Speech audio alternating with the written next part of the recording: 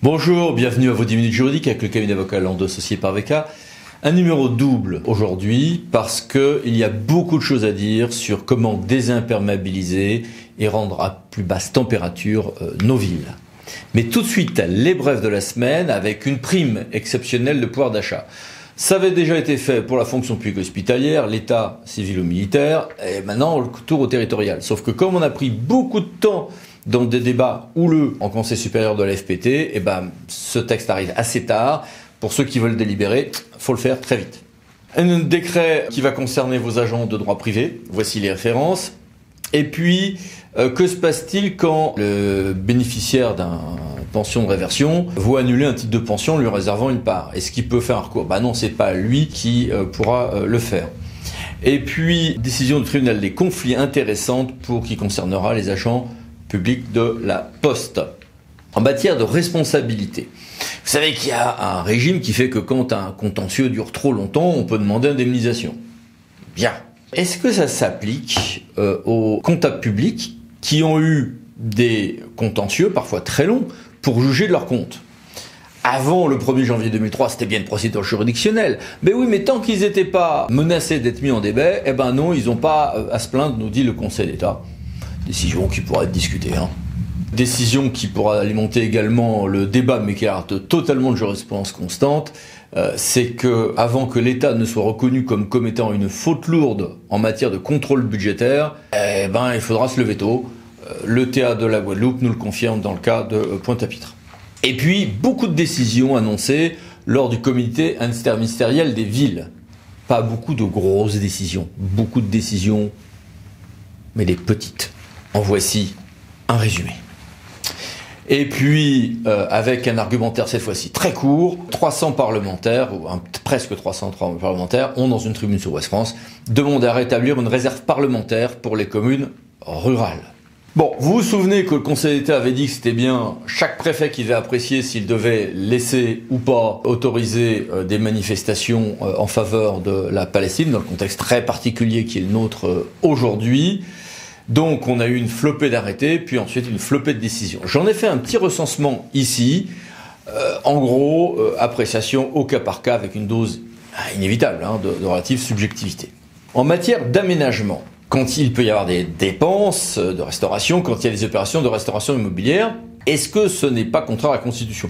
Non, parce que le juge fait bien son boulot via la théorie du bilan, nous dit le Conseil d'État, qui s'autocongratule indirectement au passage.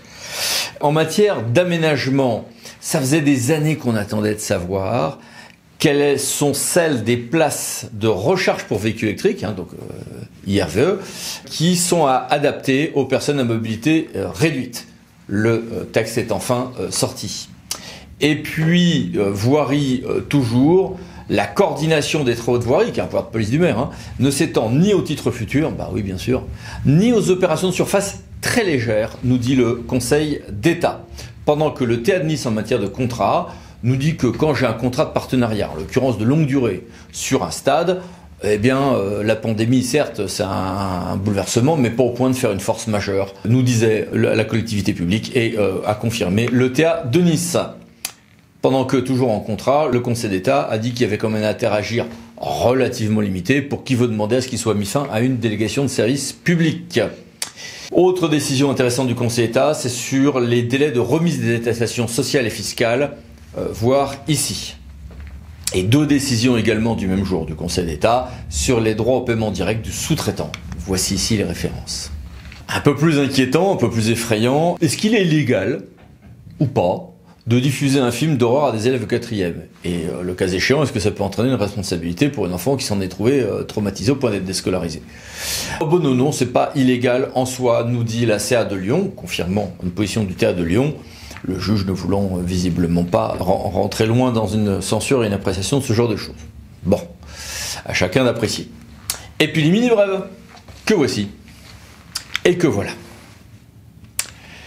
Passons maintenant à notre grand dossier, ville, désimperméabilisée d'une part, basse température d'autre part, une stratégie globale. Alors, j'aurais pu faire une présentation, même une longue présentation juridique, parce que d'un côté, on a le zéro artificialisation nette qui nous impose de densifier et de résorber les dents creuses. En réalité, Oui, mais en même temps, il faut désimperméabiliser et réarborer nos villes, mais c'est pas le seul élément. Et ça ne sera pris en compte dans le ZAN que sur des surfaces minimales. Hein. Il faut faire je ne vais pas dire des mini-forêts urbaines, mais pas loin, et on sort de cet élément. Il y a beaucoup de choses à dire en termes de gestion des permis de végétaliser, de la manière de gérer l'arbre dans la ville, de désimperméabiliser certains éléments de la voirie. Il y a beaucoup d'études qui ont été faites sur la difficulté que l'on a à coordonner un grand nombre d'acteurs dans les services municipaux autour d'objectifs et de travaux en commun, avec des retours sur expérience passionnants et pas mal d'échecs, il faut l'avouer, et un décalage énorme entre ce qui était annoncé en matière d'arbres pendant les élections municipales, où c'était un concours à qui planterait le plus d'arbres, et la réalité sur le terrain quelques années après. La pandémie avait bon dos pendant 2 ans, enfin plus maintenant, quoi. Autre élément qui est quand même particulièrement intéressant, c'est que on va se retrouver avec une interaction complexe entre les compétences communales, intercommunales, gestion de services publics et pouvoir de police en ce domaine, plus en matière d'urbanisme, beaucoup de complexité et de débats, mais aussi d'éléments juridiques à prendre en compte, notamment sur les toitures ou les immeubles végétalisés et un certain nombre d'autres éléments là-dessus qui sont des sujets débattus. Je n'ai pas voulu être bavard, plus que je ne viens de l'être, sur les questions purement juridiques. Parce que finalement, avant tout, il y a des problématiques environnementales, mais aussi managériales et techniques que je voulais voir avec vous et avec vous deux, monsieur le DGS et cher Jérôme. Bonjour, maître. Bonjour. Commençons par vous, monsieur le DGS. Allez, on commence par la chose simple. C'est quoi une ville basse température ? Une ville basse température, c'est une ville qui cherche à protéger et à agir sur le vivant en milieu urbain. Et dans le vivant, il y a 2 catégories. Il y a l'homme avec un grand H d'un côté, et il y a le reste des espèces animales et les espèces végétales de l'autre. Donc c'est à la fois protéger les humains et renaturer la ville. Bon, évidemment, c'est un enjeu environnemental, urbain et de service public. Oui, la raison principale que c'est la collectivité locale qui doit porter cette démarche-là, c'est d'abord effectivement parce que c'est un enjeu de service public.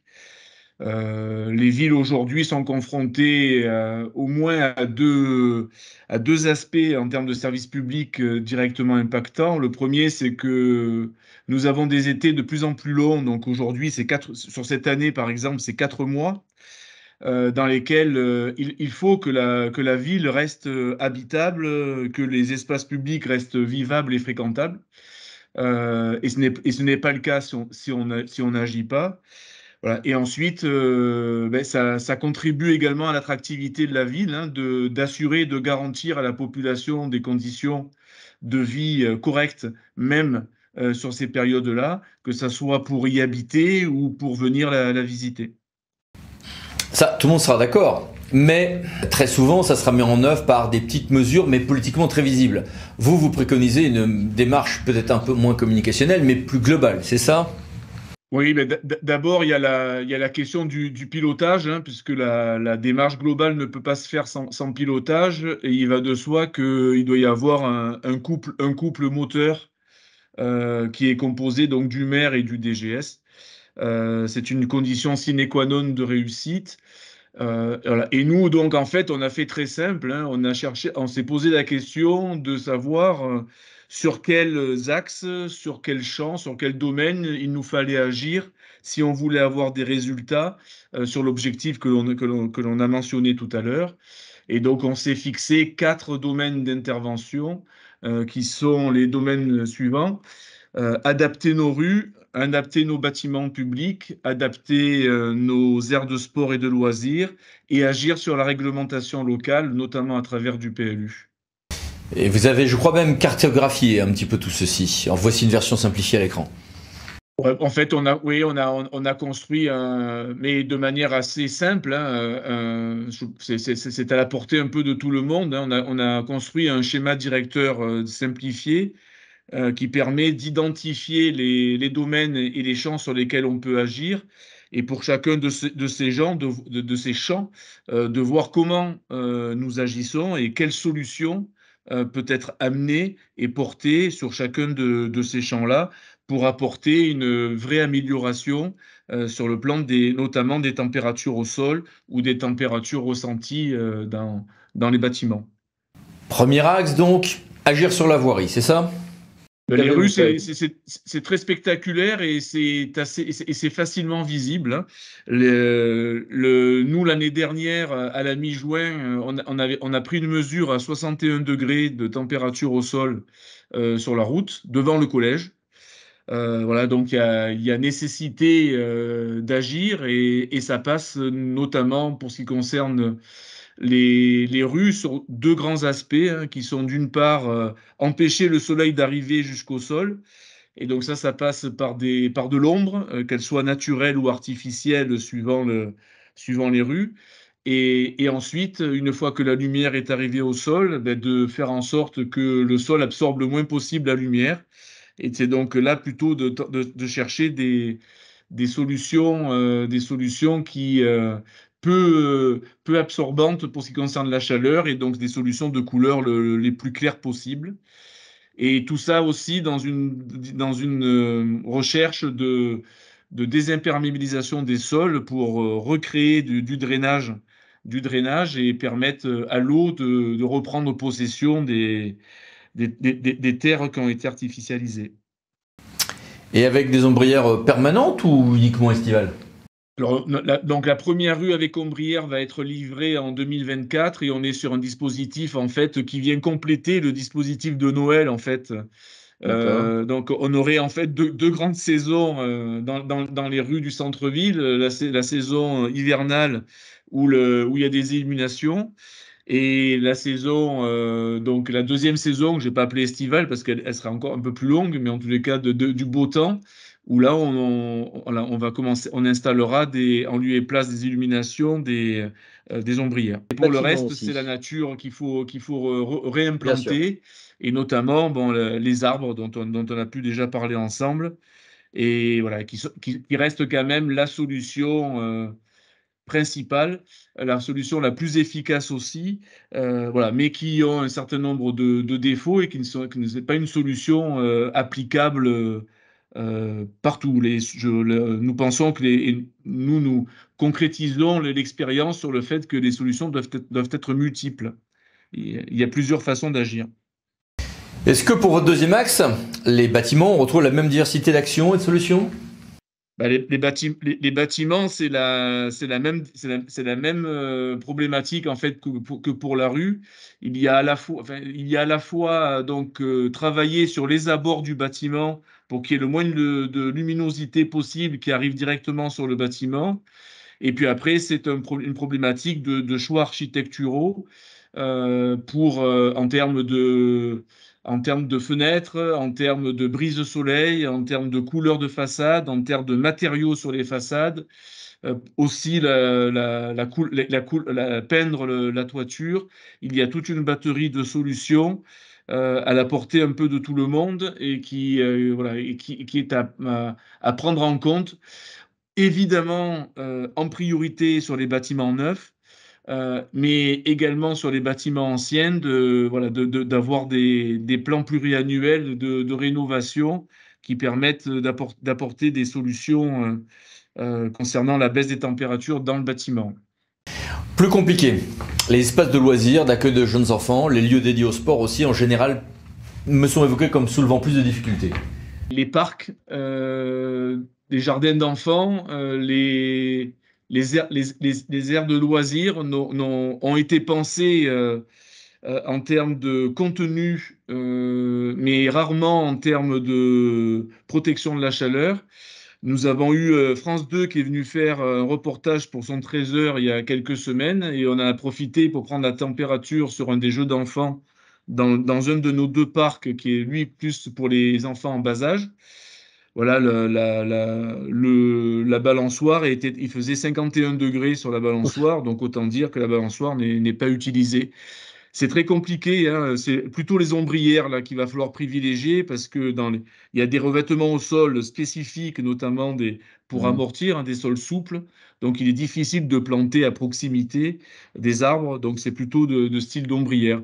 Donc là, l'idée, c'est toujours la même, c'est que est-ce qu'il faut qu'on vive pendant 4 mois avec l'impossibilité pour les familles d'amener leurs enfants sur les aires de jeu entre 10 heures du matin et 17 heures, ou est-ce qu'il faut qu'on trouve des solutions pour que les aires de jeu restent fréquentables la plus grande partie de la journée pour que les enfants puissent être occupés? Alors, pour ces espaces, il y a aussi les brumisateurs, mais là, c'est un choix qui, en général, est assez discuté. C'est la question, l'eau rafraîchit énormément, mais de l'autre côté, il y a une évaporation dès qu'on l'utilise. Il y a une évaporation, et voilà. Et donc, il y a un calcul à faire entre le rafraîchissement qu'apporte l'eau et également son gaspillage voilà, à cause de l'évaporation. Tout ceci conduit aussi à une adaptation juridique. ZAN, PLU, densifier, résorber les dents creuses, alors que vous avez besoin de renaturer ou de désimperméabiliser et d'arborer certains espaces. Comment faire? Oui, ben c'est le ZAN versus SRU. On est confronté là à une injonction paradoxale. Nous, notre approche par rapport au PLU, c'est d'abord et avant tout de trouver des solutions avec les aménageurs voilà, pour que un certain nombre justement, de solutions soient privilégiées, des solutions naturelles, et qu'il y ait davantage, et qu'on puisse vraiment équiper la ville d'un certain nombre d'îlots de fraîcheur, de trames vertes, voilà, et que alors il y a et que certaines solutions soient définitivement abandonnées, comme faire le stationnement en enrobé noir. Voilà, donc Oui. il y a des solutions qui se complètent bien, hein, comme la zéro artificialisation et ville basse température, par exemple sur l'enrobé noir, voilà, et d'obliger à ce qu'il n'y ait plus que des enrobés drainants, ça se marie bien. Par contre, densifier la ville au titre de la loi SRU et désartificialiser, ça nous paraît, nous, plus compliqué, hein. D'où, je crois que c'est un maître mot chez vous, le besoin d'un pilotage global qui dépasse les frontières opérationnelles usuelles, c'est ça? Il y a une vision globale parce qu'il y a une dimension technique, il y a une dimension financière, il y a une dimension urbanistique, hein, il y a au moins ces trois volets-là. Nous, ça fonctionne dans son démarrage et dans son développement, comme nous l'avons dit tout à l'heure, parce que d'abord, c'est doublement porté par le maire et par le DGS. Voilà, et c'est un sujet, moi, que j'aborde volontiers et fréquemment en comité de direction. C'est c'est un type de sujet, ça, qui, en fait, doit être culturel dans l'organisation. Ce n'est pas un projet de plus, comme pour l'être une opération, c'est une démarche globale qui nécessite que toutes les directions s'en imprègnent, même si dans l'opérationnel, évidemment, certaines directions sont plus présentes que d'autres, mais voilà, c'est une approche du territoire particulière, et moi je la mets à un niveau culturel. Après, sur le plan purement managérial, oui, ça ne fonctionne que si ce n'est pas quelque chose qui est porté par le service environnement au sein de la direction des services techniques. Ça fonctionne si c'est porté en bannière, je dirais, par le DGS, avec évidemment les composantes opérationnelles de la structure. Passons à toi, Jérôme, parce que je crois que ce qui te frappe, toi, c'est le décalage entre l'urgence d'agir et la vitesse réelle des réalisations que tu constates, n'est-ce pas? Alors, pour répondre à cette question, avant de parler de mon sentiment, je vais rapidement citer deux études qui, à mon avis, éclairent bien le sujet. Première étude, publiée cet été, en juillet 2023, par le CNRS et Météo France. Cette étude nous dit que le réchauffement climatique que nous percevons tous va être finalement probablement, très probablement, plus intense et plus rapide que ce que nous imaginions. Deuxième étude, c'est celle qui a été publiée en février de cette année toujours, 2023, par The Lancet, qui nous dit que si nos villes étaient dotées d'une couverture végétalisée d'au moins 30% de leur surface, ce qui n'est pas le cas aujourd'hui, hein, puisque nos grandes villes, aujourd'hui, en moyenne, c'est 15% à peu près de la surface qui est végétalisée. Donc si c'était 30%, nous pourrions éviter environ un tiers des décès liés à la surmortalité estivale en période de canicule. Bon, alors, on comprend bien que ces arbres vont être intéressants, cette végétalisation va être intéressante, d'ailleurs, au-delà du bénéfice sanitaire, elles apporteront un bénéfice également en termes de biodiversité, en termes de gestion durable des eaux pluviales, et puis en termes aussi de santé mentale. Ça, c'est aussi étudié et démontré aujourd'hui, l'agrément pour la population.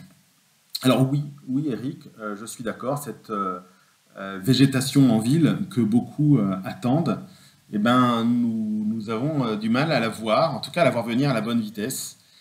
Oui, on voit bien ça et là dans la presse sortir des plans arbres, mais j'ai envie de dire que ces grands plans arbres sont les arbres qui cachent la forêt d'aménagement urbain que je trouve encore très minéraux, très imperméables, y compris dans des villes françaises très concernées par le changement climatique, car en milieu continental, climat continental. Oui, mais comment on a fait pour accélérer le mouvement? Je suis bien d'accord, il y a comme un paradoxe. Et je me rends compte, chemin faisant, que la réponse est davantage culturelle que technique. À bien y réfléchir, nous sommes encore attachés, j'ai l'impression, à des aménagements, je qualifierais d'imperméables, parce que pour nous, ils sont synonymes d'hygiène, de propreté, de facilité d'entretien.